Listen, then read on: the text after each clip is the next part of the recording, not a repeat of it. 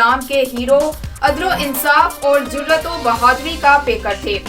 وقت کے حاکم ہونے کے باوجود خادم بن کر اسلام اور عوام کی خدمت کی۔ سیدنا عمر فاروق رضی اللہ تعالی عنہ کے اسلام لانے کے بعد مسلمانوں کی قوت و عظمت میں بے پناہ اضافہ ہوا۔ ہمارے نمائندہ خصوصی پاکستان غلام دستگیر کی رپورٹ کے مطابق ان خیالات کا اظہار پاکستان سنی تحریک کے ڈویژنل صدر محمد آصف رضا قادری نے سیدنا عمر فاروق رضی اللہ تعالی عنہ کے یوم شہادت کے موقع پر منعقدہ تقریب سے خطاب کرتے ہوئے کیا۔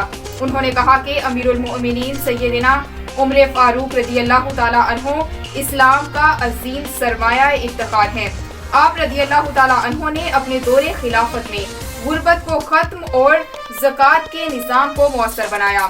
47 ممالک کے حاکم ہونے کے باوجود آپ کے عہد میں امن و امان کی صورتحال تاریخ کی عظیم مثال ہے۔ حکمران پاکستان کی ترقی و خوشحالی اور معاشی طور پر پاکستان کو مستحکم بنانا چاہتے ہیں تو عمر فاروق رضی اللہ تعالی عنہ کے دور خلافت کو مشعل راہ بنائیں۔